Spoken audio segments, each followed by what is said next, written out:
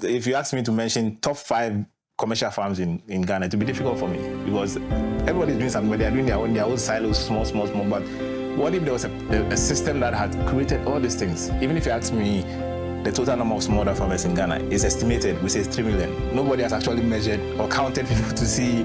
We don't even know. If you ask me for geographical breakdown, how is it will be terrible. I can't tell you where they are located because the initial data set is just missing.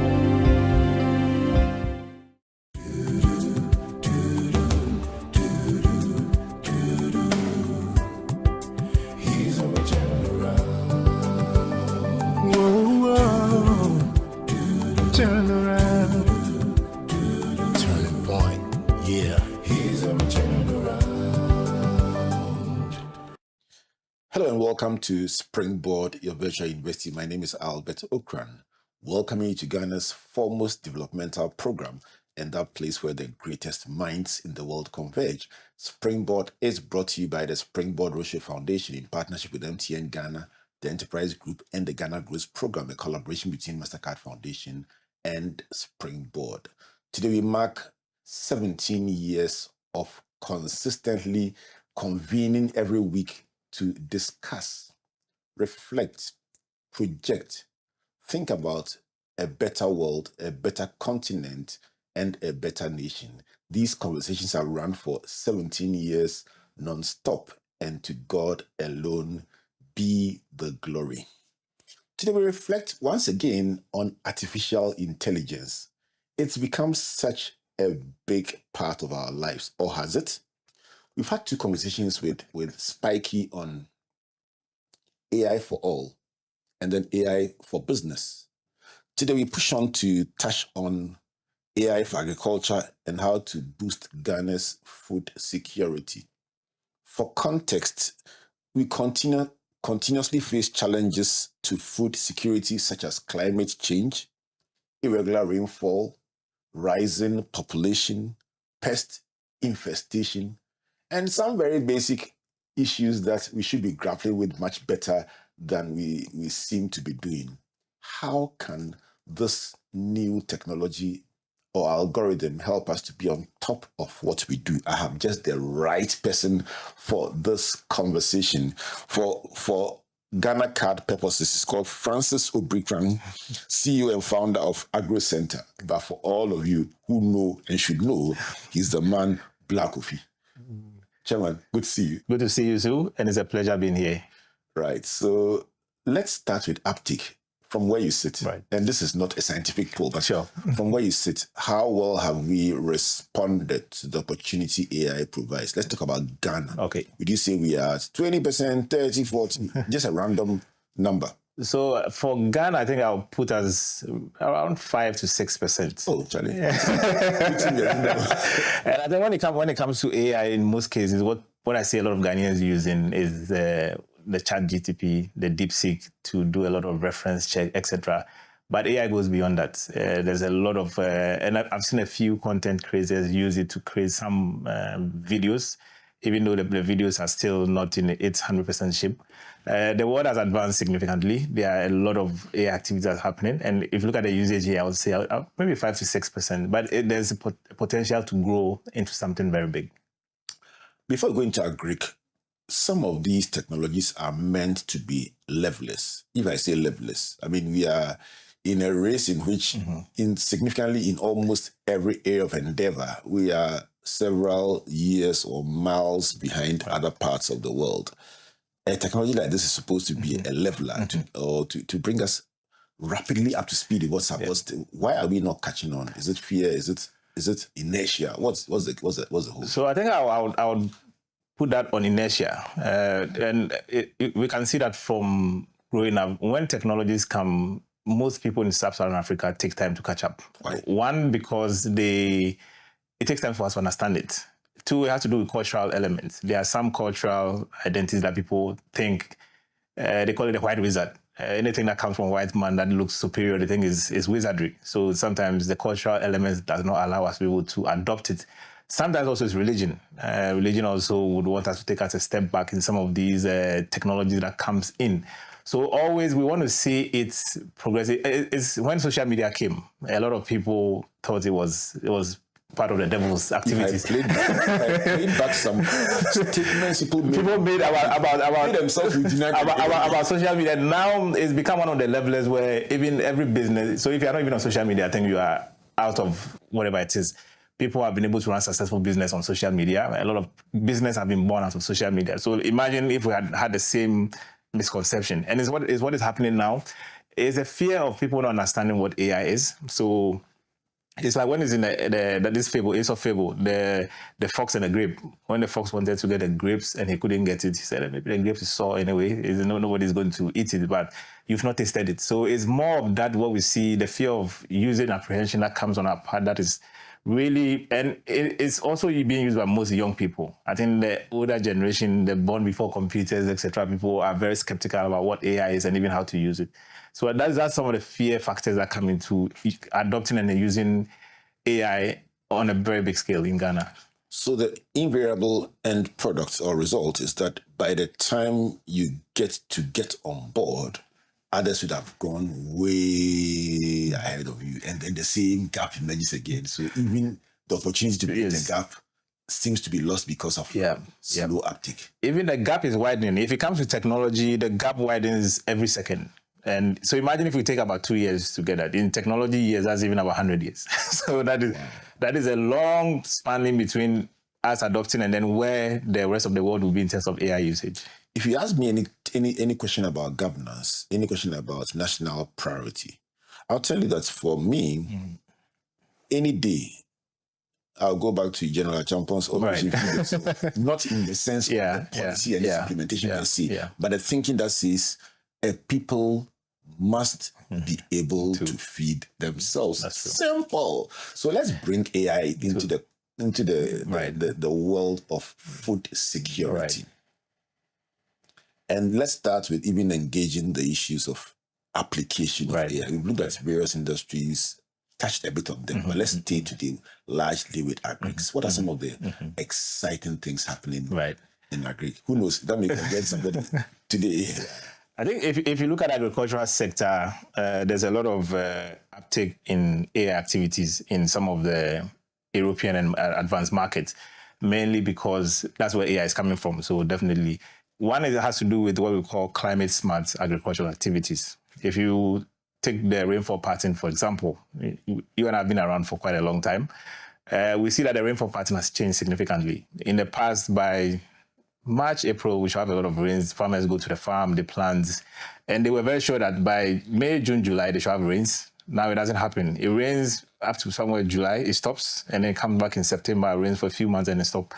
A lot of the farmers cannot do any prediction again. So they plant, and there's a lot of drought. So they work with speculation? Now it's speculation, because even our weather forecast system is still based on speculation. They tell us today to rain. I think for the past 2 weeks, it's been very cloudy. There's no rain. And it's the same thing happening in a lot of agricultural regions across the country. Farmers can no longer predict. But with AI now, a lot of intelligence is going into some of this prediction, making it very accurate. I was in, I think, United States for a few months, and you can see that their weather update on the iPhone is different from when it's in Ghana here. It will tell you the time it's going to start raining, the minutes and the second it will rain. It will tell you how long it's going to rain for, and then the rain stops. So it will tell you the rain is going to start at 12 o'clock. By 12:15, it's going to stop, and exactly it's going to stop at that point. Here we tell you it's going to rain today. Nobody knows when it's going to come. So so definitely one of the key things is climate smart agriculture, where AI is playing a key role in making sure that the kind of content and data that goes out to smaller farmers is very accurate so that farmers can plan. Instead of telling farmers that we might have rainfall today, why don't you become very specific? At 12:45 p.m., the southern sector will have rain that will last for 30 minutes. So the farmer knows that when I wake up in the morning, even if I leave the house at 10 a.m., by 11, I'm at the farm waiting for the rains to come. So that is one of the key things that is happening in terms of using AI to do a lot of predictive analysis to be able to ensure that the kind of data that goes out to the end consumer, as the farmers, is very accurate. So that's one thing that's happening on that side. Another also has to do what we call credit scoring. If you take agriculture, for example, it's in the informal sector. A lot of farmers don't have data on what they do. We don't know how much a farmer earns in a year. The average yield a farmer cultivates in a year. It's all speculative. Ask a farmer, you tell you I'm doing 1 acre.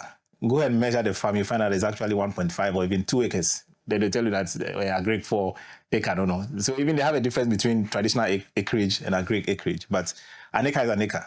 So one of the key things is looking at building some form of alternative credit score for smaller farmers. When these farmers go to, let's say, the banks and say, I need a loan to be able to go and buy inputs, the banks will say, okay, you work in the informal sector. You are not like the government worker where month on month we can tell how much money they receive. So how much money do you have, or what do you sell in a cycle? The farmer, they don't know that.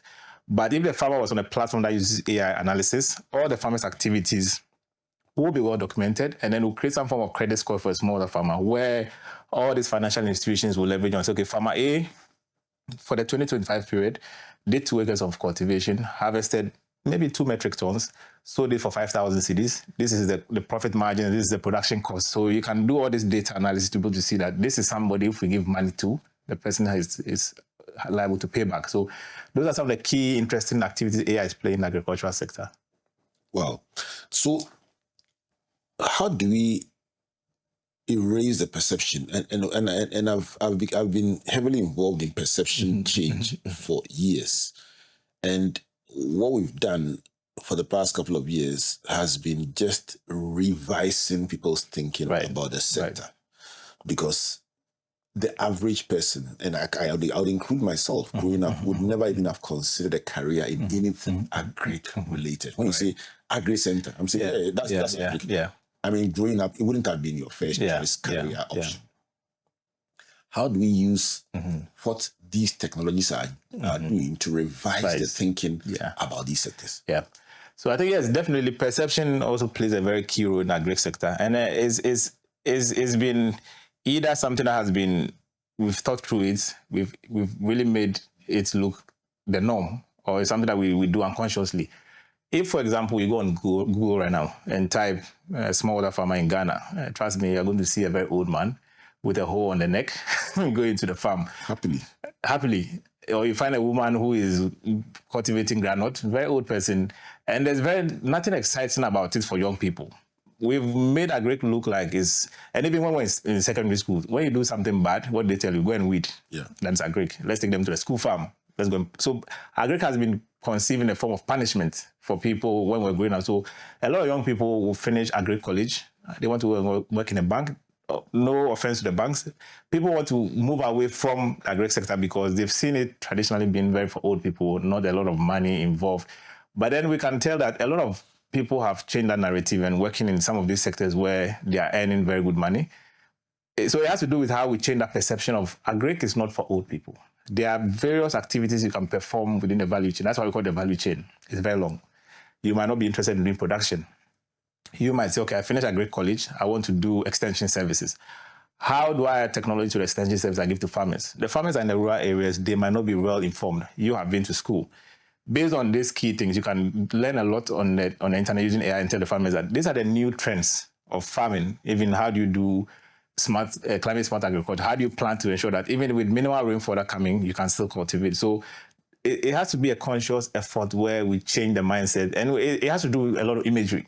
We have to change where agric is always old people. And it happens a lot. If there's any government program, you find an old man with a hole on the shoulder, or a woman, then we put on billboards, and that would drive the young people away. It was just interesting to see how in the midst of competition, everybody doing it the same way, just changing the way she did it at Agbogbloshie led to her becoming very successful, building a solid client base. And so let's bring it down. And let's see that we don't need to do big high tech. But if there is worth, there's proof that knowing when the customers typically come, those with big cars and big money can help a Kayo do her work better and predict their needs and support them better. Then surely for the farmer, if we found ways to generate information that can help them do better. While they may resist it because of trust issues and fear issues, if we get around that mistrust and get around those barriers, they could become richer, of course, more successful, more efficient. How are countries like Tanzania, how do some of our East African colleagues, I look at the flower business in Kenya, they seem to be getting something right in that space, and they are using technology for farming far more than us. Yeah. What did they do differently? Yes, that's a very good point. So what did they do? So if you take East Africa, for example, there's something we call the East Africa Grain Council, EAGC. It's a government that oversees everything grain production. So from smallholder farmer activities to everything, to trade to everything. That system is owned by the government. And they've made sure that that is where all the technology comes in. So let's say I go to Kenya, for example, and I want to deploy AgroCenter.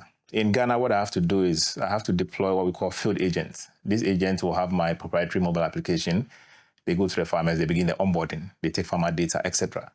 But in Kenya and Tanzania, etc., the government has already done the legwork of getting all farmer data. So if I need to deploy a solution, I already have the existing data. I just build on that. Here is a lot of work because you have to build the rails yourself. You have to build the bridges yourself to get to the smaller farmers. So countries like East Africa, as you mentioned, one has to do with policy. Two, government involvement, also bringing a lot of private stakeholder activities to ensure that all the bottlenecks, because, for example, if I want to, let's say, do payment to smaller farmers, I might end up building 5 or 6 solutions that will enable payment to get to a smaller farmer. I might not get to the 6th one and I'll stop. But the government builds from 1 to 5, and I just jump on the 6th. It makes my work as a startup very easy because I'm going to use less capital, less resources to be able to get to this service. So that is what those in East Africa are doing quite differently because they have already built the foundation, the building blocks, of which is easy to now overlay technology. So a critical example is I have a friend who is giving farmers information, climate smart information. And what he does is, he uses local languages to be able to do this. He's in Kenya. Because he already has, where the farmers are located, the language they speak, their primary mobile numbers, all the things, it's easier for him to pick that data and then pick that, okay, I want to send, let's say, to farmers who speak Swahili in this location. He can just look at the data set and extract that and then quickly be able to deploy. So whatever services, already the building blocks are there, and then it's easier to now build. It's like when you're building a house. The foundation is difficult, but to raise to lentil level, when you buy 2,000 blocks, you get to lentil level immediately. So that's how other countries are doing things differently because of the involvement of government, other private stakeholders who have built the initial rails for businesses to run on faster and quicker. Summarize what you think the policy initiatives or interventions should be that will enable us to get to that level. Because I mean, I've been to Kenya, and I admire what they've done with agriculture, and they've overlaid tourism on it. They are so confident. Yep. When you go to an agribusiness or agricultural venture in Kenya, they're so proud of what they are doing, and they can really sell it to you. Yeah. And somebody's doing something small, but you pay to go and see it because they're so proud of what they are selling, and they've created a story around it. How do we lay that policy foundation? I mean, enumerate what you think any policy maker listening should pay attention to as a base for us to build on. So it's good you mentioned what Kenya is doing. If I say Kenya, the first thing that comes to your mind is safari, is tourism. Kenya has one of the biggest natural activities in it. So what they do is they've been able to do what we call a bundled service approach. Okay. Instead of selling you just agri sector, they sell you everything as a package. Okay, once you come to my farm, you get potatoes. 5 minutes away, there's a tourist destination you can visit. Let's take Ocran Plains, for example. If you've been to Ocran Plains before, if you use a Kwewu route to get to Ocran Plains, there's an exciting view where you go through the mountains, you descend, and then you go across a ferry. I can tell you for a fact that less than 5% of Ghanaians have actually traveled on a ferry before. If you have no business activity doing that, you might not go there. Why don't you sell in such a way that Ocran Plains is one of the largest bread baskets in the country? Ocran Plains can produce about 60% of our needs, agricultural needs, because the lands are very flat, very fertile, and also access to water is not a problem because we have the water lake cutting across the entire Ocran Plains, so to do irrigation is not a problem. Why don't you sell in such a way that, okay, we package this as, we go to, let's say, Ministry of Tourism, Ministry of Agri, we come up with something that, okay, if you have an acre of farmland in Ocran Plains, these are the other benefits. You can see the water lake, you can do a boat cruise, you can do a boat ride, you can cross a ferry, you can see some of the caves and the mountains, etc. So it's a whole package what the East Africans have done to sell you something, not just agri. Because if I say agri, you say, okay, I'm just going to a farm. But the journey to get to the farm is what we are selling to you. Because you go to several nice locations, just like going to the north. People bypass the the Mole Park, the bypass, even the Monkey Sanctuary, etc. But if we say, okay, these are the services you can get alongside what you are doing, it will really spark interest in not just allowing, okay, if they say, when they say farm, it comes to your mind that we are going to a rural community, walk several miles to a certain place. Imagine even doing some of the big farms that we have, if you have go-karts, that should take people in there. If you have even those on the farm planes, doing jet ski and all those things will really bring a lot of participatory approach than just singling out the farming activities, because people will not be interested. Okay, I'm going to the farm. I'm going to see maize. I'm going to see yam. I want to eat it. I want to see. That's how we're able to. Those are some of the key things we can look at to be able to get over the kind of isolation we've put agric in a single bucket in Ghana here. Let's talk about storytelling. Yeah. Because if somebody from these jurisdictions I mentioned is designing a tourism package for you, the way they describe the thing, even upfront, the way they will tell the story.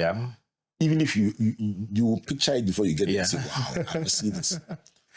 How can storytelling help us to create what you just described? Right. That integrated package and that thing that if you want to see, and we'll come back to what the role of AI, but let's start with storytelling. How can storytelling help us push agriculture forward? It would do a lot. If you take, let's say if you take Dubai, for example, people say Dubai. The moment they say Dubai, you picture skyscrapers. You picture desert safari. You picture Dubai is a very small. Dubai is even like is one of the Emirates. And I think the UAE has about 7 or 8 Emirates. Dubai and then the rest, but Dubai stands tall because they've been able to put themselves out there in a very storytelling manner, where what we just described. We don't mind the heat because Dubai is hotter than Ghana. Dubai's temperatures can hit as far as 40 degrees Celsius when you're there. But I've never heard people say I'm hot in Dubai, because they are so enchanted by what they see, and then they forget the heat and everything. Storytelling can play a key role in what is how we get people to be able to the more you hammer something in somebody's head, it sticks. And the more you're able to portray visual storytelling using, and it has to be consistent over time. And intentional. Intentional. We don't do that here. And what I've seen is I think it's a Ghanaian thing. When we have something, even though it's good, Ghanaians always want to be modest. So if you compare ourselves to the Nigerians will sell you everything. Even if you have the same thing, they'll sell you that. So we are very modest about how we tell our own story. We think, okay, if I say too much, they'll say I'm bragging, me too, no. So it has to be intentional storytelling approach, because we have a lot of natural resources that we can use to do a story. If I go on Visit Ghana website, for example, I can count the number of videos I can see. And a lot of even the content that I produce on Ghana are done by foreigners. Maybe they came for Year of Return, they did some videos they put on YouTube. Even photography itself, we should commission people to do intentional storytelling through photography. Tour the whole country, take pictures of key agricultural areas to be able to display to people, okay, this is what we have in the country, and to promote a lot of these things. So it has to be very intentional, curated, and systematic. And again, I come back to the theory that I've been propounding for some time now. Blaqq Qouphy, if AI thrives on primary data, if I went and typed exciting tourist activities in Africa, and we have not fed our pictures, our destinations, our story, it will show me South Africa. Definitely. It will show me Egypt. Definitely. It will show me Morocco. Definitely. It will show me Kenya. So before we even, let's go back to the origin, the source, the danger in not putting our content out there. So I think people think the AI works in vacuum. AI doesn't work in vacuum. AI picks whatever data you put out there. If I ask AI to write me a proposal on agri-finance, what AI is going to do is going to pick several topics, several written, published proposals, and then pick salient points and then just add them together for me. And these were written by people. So the initial data sets have to be provided by people. As you mentioned, if you type tourist place in Africa, it will show maybe Egypt, because 1, pyramid is there, 2, other things. So we have, as you mentioned, we have to be intentional about setting up the primary data sets. How do we put in all this thing that will make AI to be override? Once something about, so if you take, for example, if you say cocoa production, Ghana is number 2 now. Now I'm going to show you Ivory Coast, because the government is very intentional about cocoa production in Ivory Coast. They've flooded the internet with pictures, policies, etc. So it will pick this thing and show you that, okay, Côte d'Ivoire is, even maybe Ghana might have overtaken it, but because they have all this data, it will still put Côte d'Ivoire's number. So we have to set up the initial data sets, put in the key things that we need to see. Even it has to do with agric. If you ask me to mention top 5 commercial farms in Ghana, it would be difficult for me because everybody's doing something, but they're doing their own silos, small. But what if there was a system that had created all these things? Even if you ask me, the total number of smallholder farmers in Ghana is estimated, we say 3 million. Nobody has actually measured or counted people to see. We don't even know. If you ask me for geographical breakdown, now it would even be terrible. I can't tell you where they are located because the initial data set is just missing. And if you go to the government institutions who are supposed to drive this, they will actually be asking, do you have the data? They don't even have it to even give to you in the first place. This is Springboard Emerging University, and it's the AI conversation now veering into the heartbeat of our lives, agriculture. And really, I mean, when we say agriculture, I think it even doesn't do enough justice. We are answering the simple question about food security. How do we ensure that today, tomorrow, next 10 years, we can continue to feed ourselves? There are a number of predictions that if certain variables do not change, there's a global food crisis looming.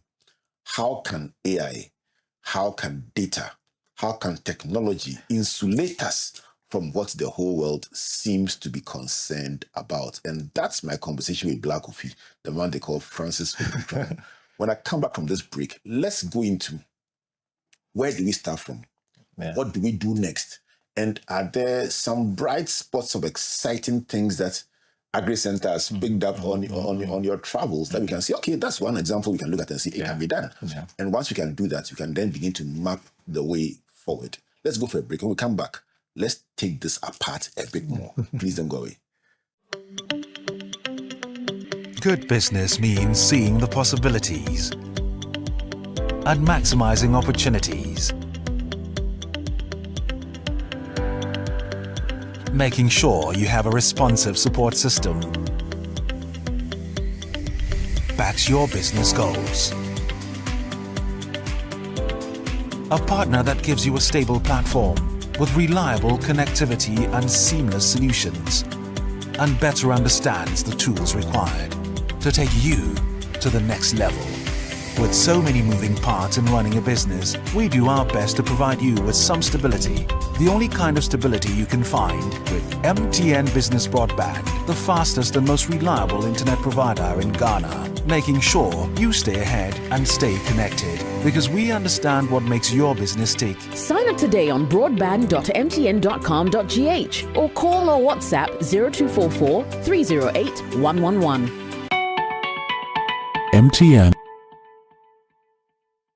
Whether it's 1924, 2024, or 2124, we've always known that you are driven by your sense of safety and well-being. It is what drives us to see you through from start to finish, from small to big. And in the last 100 years, as you have evolved, so have we also expanded to serve you in many ways. From cradle to grave, with expertise in insurance, life, pensions, properties, health, and for those beautiful, memorable goodbyes.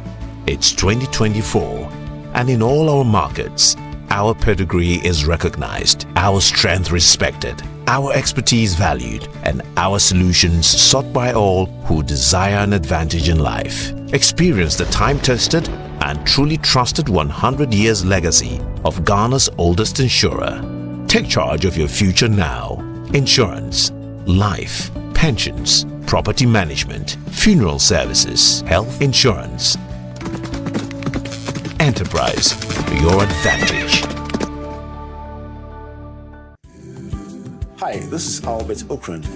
This August we celebrate 17 years of Springboard, your virtual university. This broadcast was born on the evening of 4th August 2008 when Comfort and I sat in the studios of Joy FM to discuss building the good society. Our reflections that day were on the writings of a Russian philosopher Leo Tolstoy, who wrote, "How much land does a man need?" 17 years on, and we still are reflecting on these same thoughts. How do we bring everyone on board to build the good society? It's amazing to reflect on how far we've gone with the broadcast, how many platforms it's serving people on, and how many millions across the world have been transformed by this broadcast. To God alone be the glory. We want to say a big thank you to all our partners and all our stakeholders, listeners, and viewers. You make Springboard the virtual university.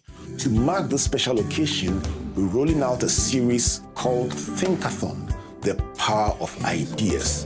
We bring on experts from academia, business, industry, governance, students, leaders from all over to reflect on how ideas can transform our society. We have a couple of other interventions lined up for you, but this is Springboard at 17. We want to invite you to join us in these conversations and you'll be greatly inspired. Springboard, your personal value will shoot up.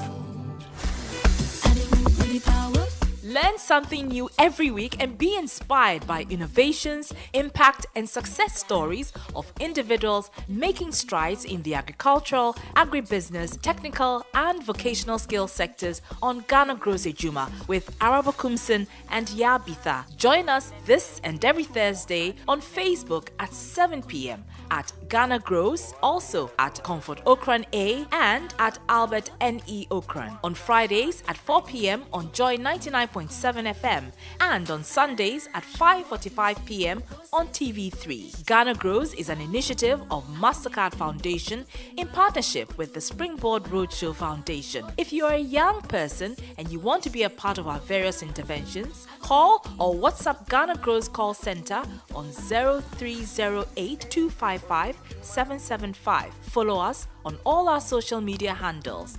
Ghana Grows Ejuma. Hope Day.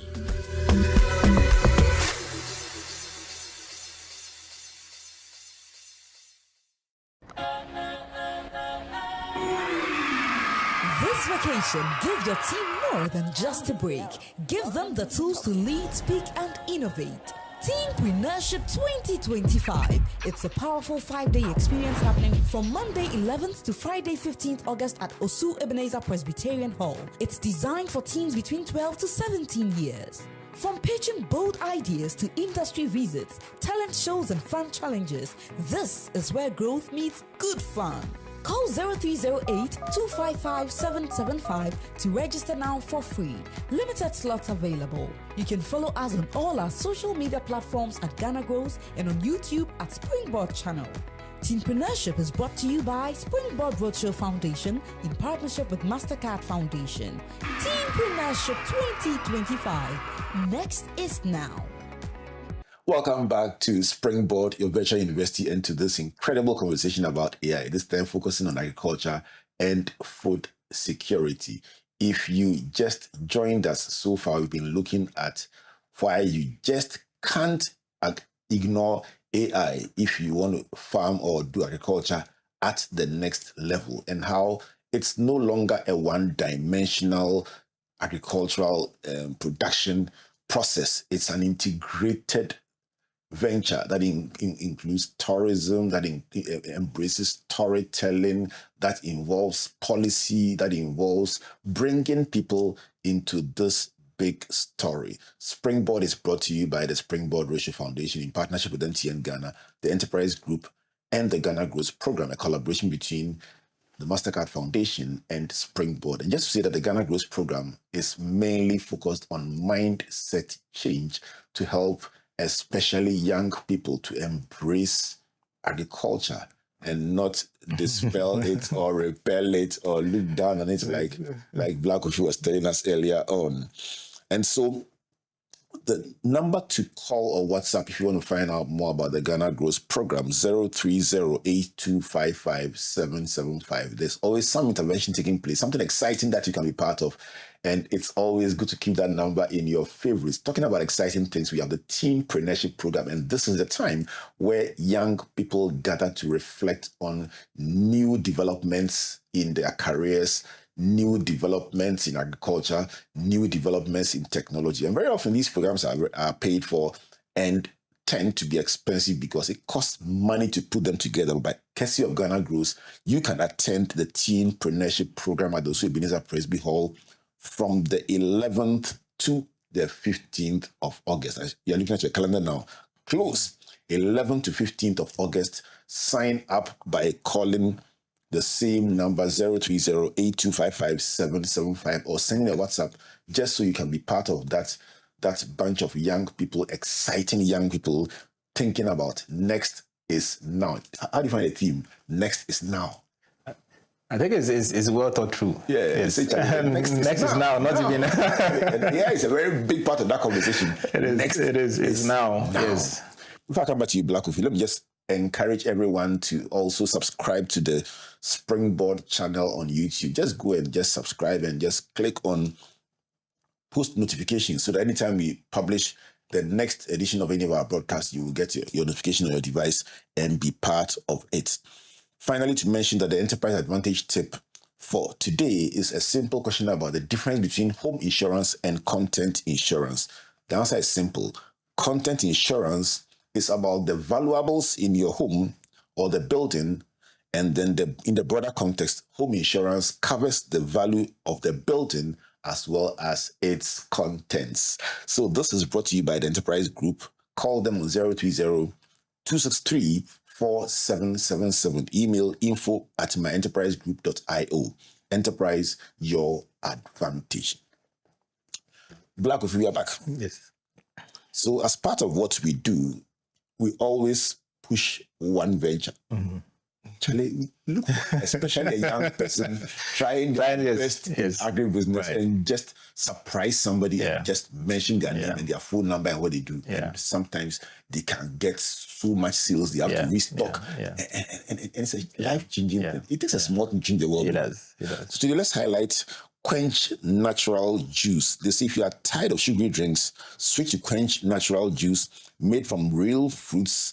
No sugar, no preservatives, pure, refreshing goodness delivered to your home, your office, your restaurant, or your hotel to nourish your body and impress your guests. The number to call 054-598-4061, and that is Quench Natural Juice. I pray that they will do well just by this mention and push their business forward small. So back to AI. Yes. Let's start with the infrastructure, or better still, the foundation that will help us to be bigger players than your 5% that gave me a lot of grief. If we are not doing well in terms of our uptake, 5% is not good enough. We should be somewhere up there in the 60s, 70s, and climbing. Let's start with the primary data. How do we ensure that when you go to an AI and say, show me an example from Ghana, or at least Ghana would feature in the examples that will be shown to anybody across the world looking for any kind of query, especially in the area of agriculture? So I think, yes, as I mentioned, the primary data set is everything that is a game changer. Because the more data you have on activities you perform, the more AI is able to pick and then use for its analysis.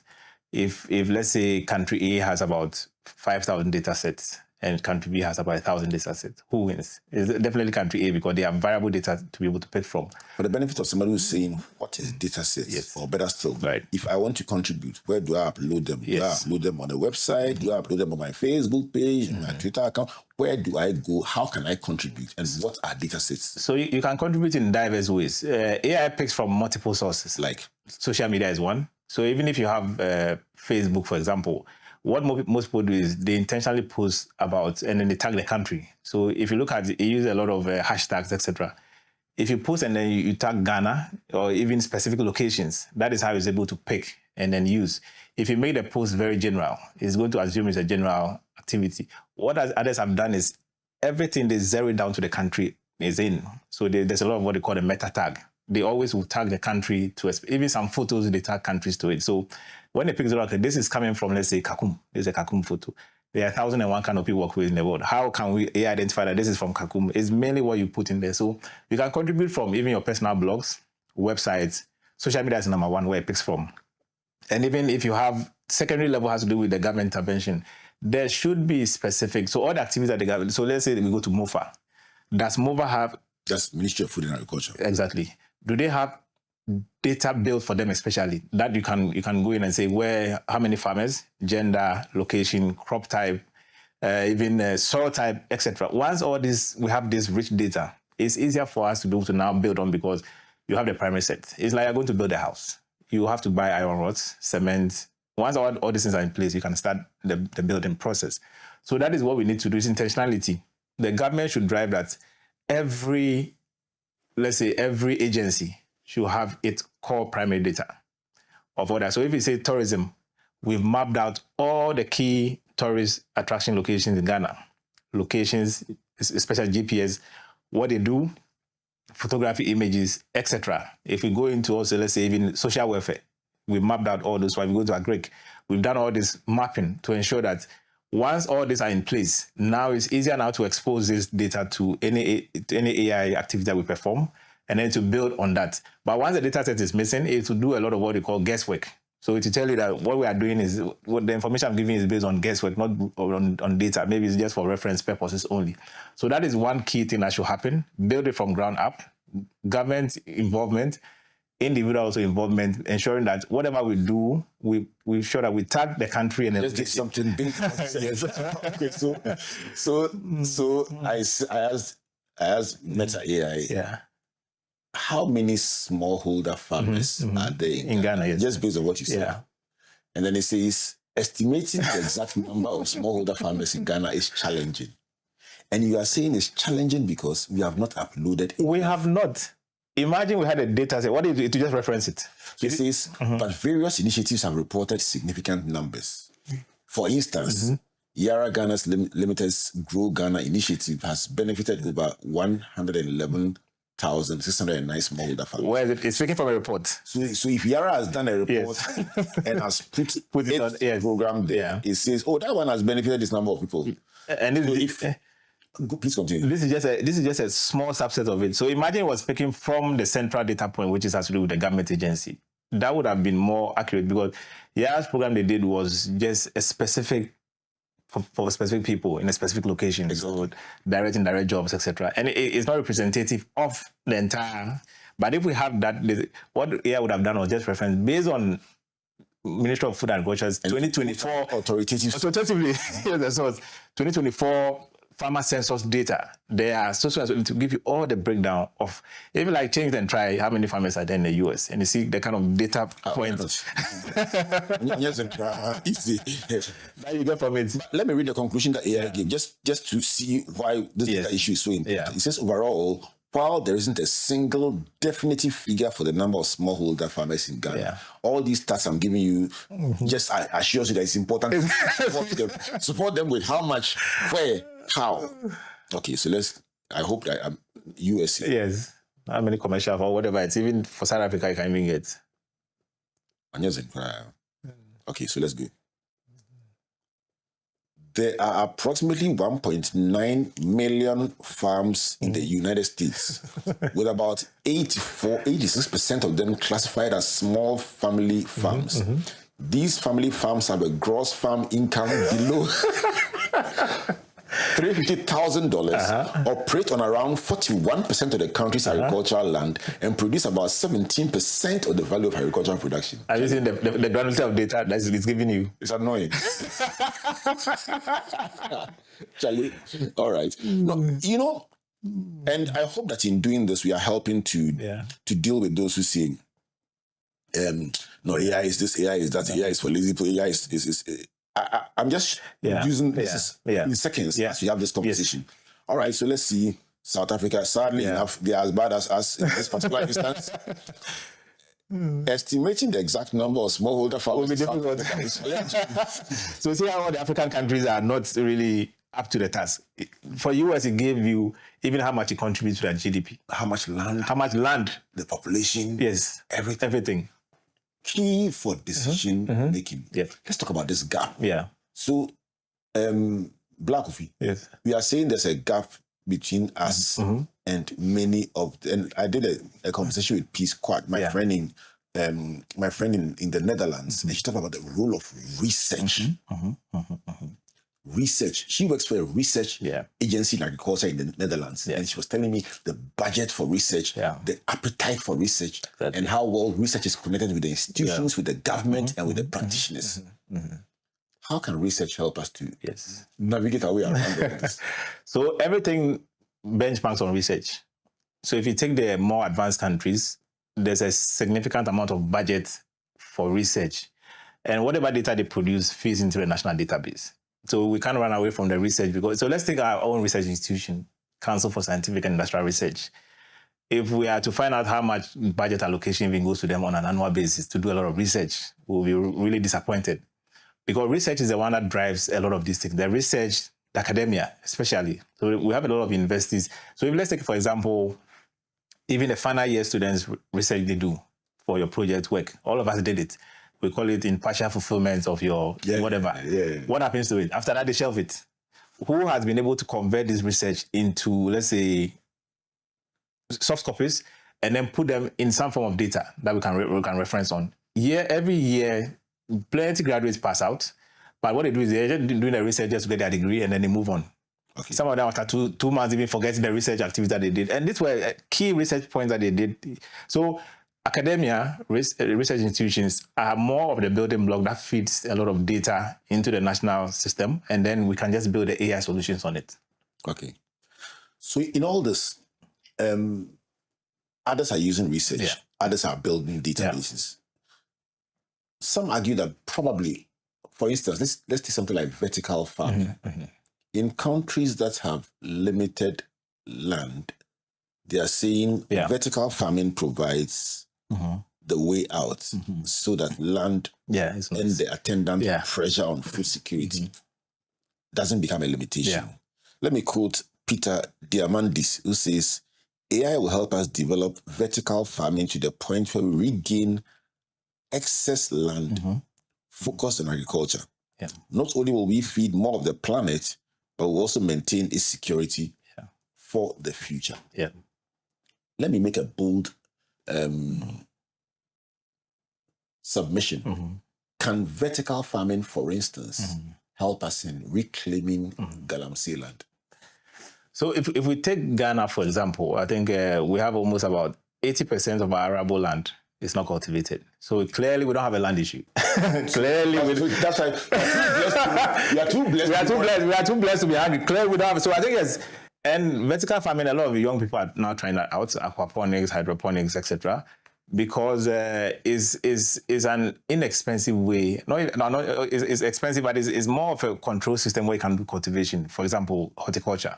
I've seen a lot of people do lettuce, other vegetables, because all you need is mainly access to water and then a few other things. And then once you have the system in place. So I know a friend who does it. His is more automated.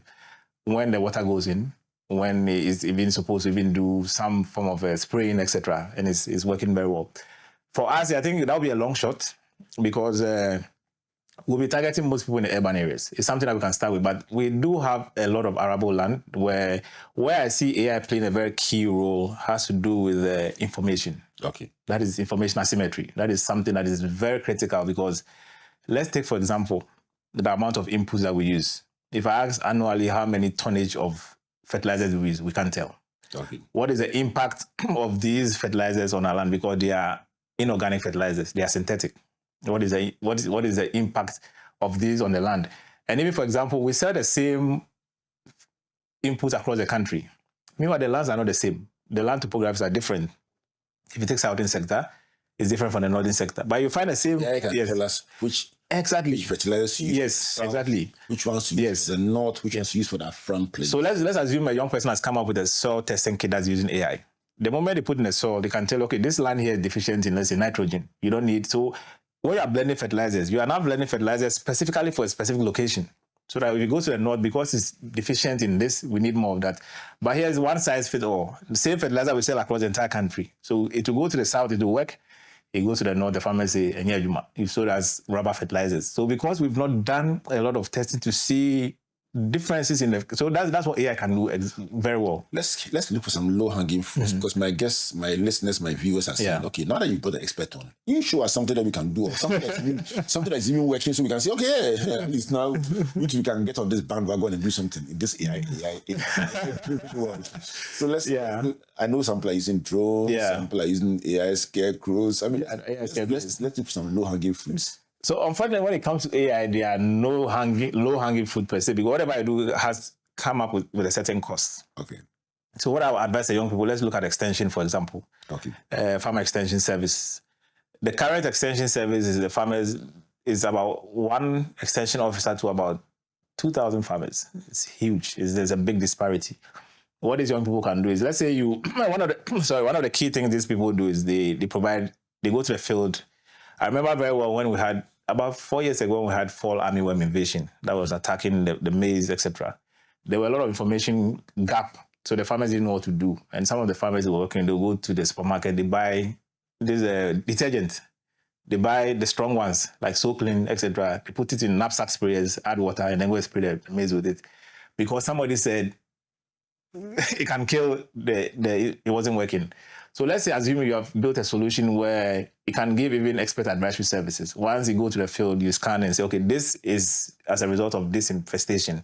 Based on the various things, these are the things that you use to treat it. And then you tell the farmer that, okay, go buy ABC, and then use to treat it. You can do that for a service. Even the farmer is paying you 1 cedi for that information. You are providing a service which is relevant. So you are removing the guesswork where you are not giving them accurate results for some of the activity. Because if you go to the farms and the maize is yellow, there are several research that show that if a maize is yellow, maybe it's deficient. A simple photograph, put it in your tool, can show you that this needs to be done. And the more you do, the more you get very accurate results. So those are some of the low-hanging fruits young people can look at in providing. So you might not be interested in primary production, but you're providing extension service to those who are producing. Our clientele, our listeners and viewers range from small to large, to those in agri-tech and so on. So let's explore some of the success stories that you may have seen in Ghana in terms of what people are doing with these technologies. Are there any examples of a few that you can point to and say, okay, these are for them? So yes, there are a few companies, there are a few people I know who are doing something quite significant. One, I'll go to, sorry, because I work in the grain sector, I'll go to the poultry sector, for example. There's a company called AgroInnova. So AgroInnova is run by a good friend of mine. He's called Moses, and he works largely with the poultry producers. And one of the key things is that he's built a platform that, one, allows farmers to be able to sell their birds. Two, that's what we call price discovery. So you can actually tell what the prices of poultry across even the feed, if you're looking for feed to buy. That's something we call proximity matching. So let's say I'm here, I need to know where a feed producer is. I go on the app, it shows me, just like how when I'm booking Uber, it shows me the available, the nearest cars. So you have to show that, okay, within about 15-mile radius, there's somebody selling, because he's been able to map them onto his system. So once you're here, you're able to see who are selling what and doing other things. So those are the key interesting things. But the AI adoption is still gradual. A lot of the technology we have are still the bolt-on technologies that people are using. It works, it's low-tech, it's working, voice, SMS, web, mobile applications. But when it comes to, for us, for example, I'll use Agro Center also. One of the key things we do what we call credit score analysis for smallholder farmers. We pick a lot of data of farmers' activities all year round, and then we model that into a credit score. So the banks, the financial institutions we work with, look at this data and say, okay, this farmer is less risky, this farmer is higher risk. Even where your farm is located, we map that using what we call polygon mapping. So if you're located, let's say, close to a river bank, an insurance company will say, once it floods, your farm might be flooded. So even if we give you input, it might be a challenge. So we use all this data to now. We mean Agro Center. So Agro Center now is able to build a lot of key data sets on smaller farmers where you have a single. So let's say a farmer wants financing from a bank. A farmer must meet about 10 out of the 10 data sets or the data points. The farmer must score about minimum of 5. We look at your average income, farm location, dependency, agricultural data, even transactional data. We take a lot of those things. So once we get the farmer scores, let's say about 6, we say, okay, just like how it happens in the more advanced countries where they call your credit score, etc.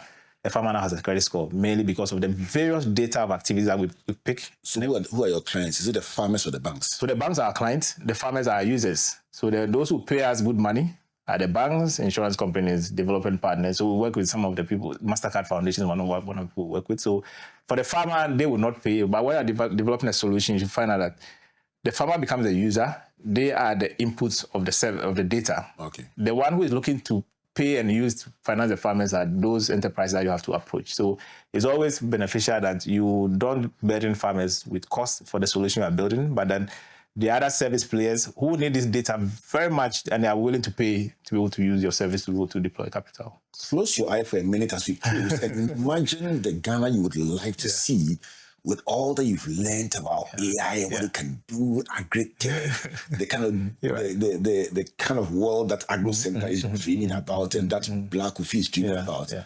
And just describe it to us and tell us how all of us can contribute in a small way to make it happen. This should be an easy thing for you.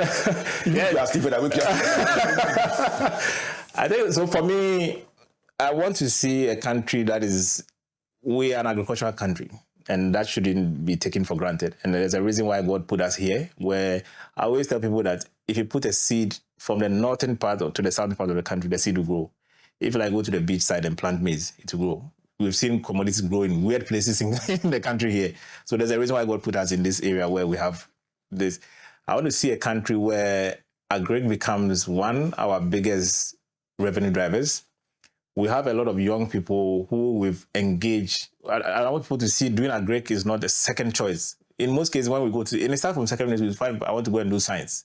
And then you don't get that, go and do agri science. And then they come out and they are not proud of what, I want to see a lot of young people finish agri college and as proud as those who go to the bar. When people pass to the bar, we see a lot of photo shoot on social media. When have you seen people pass from agri college do photo shoot before? None. I want to see that same pride. Let's get a sponsor. Let's be sponsored. Let people be proud of what they've learned so that they know that this is something that is going to feed them. Because as you mentioned, food security is a very big topic now. The advanced countries are looking for countries where they have arable land. I've seen a lot of inroad into Ghana with some big organizations who are doing reverse. They do what we call they do backward integration farming. Some who are doing production are now having their own farms.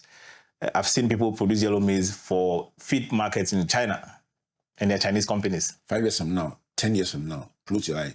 What do you want to see? 5 years from now, to see a self-sufficient country where agriculture is the biggest revenue driver for the country. His name is Blaqq Qouphy. His real name, Francis Obirikorang. He's been with me for the past hour, helping us to understand how artificial intelligence can totally revolutionize agriculture and create an integrated production system that has several routes permeating other sectors and creating a fuller experience, one that we are all a part of. But he says for that to happen, Charlie, we need to go to the primary data sets and make serious inputs into that area, from government to individuals to even your own social media post. Target properly, and you are contributing to building the primary data. Bruh. Thank you very much. This has been Springboard University, just dancing around AI for the past few weeks and trying to make it more understandable, palatable to you. And I hope that these conversations have helped break down the subject to you, demystify it, and take away any misconceptions you may have about artificial intelligence and how it can help you live a more efficient life. My name is Albert Ocran, thanking you on behalf of the Springboard Roadshow Foundation, our partners MTN Ghana Enterprise Group and the Ghana Growth Program, a collaboration between Mastercard Foundation and Springboard, and our media partners Joy 99.7 FM, Joy News TV, and the Springboard channel. To everyone out there, I say God bless you, and God bless you.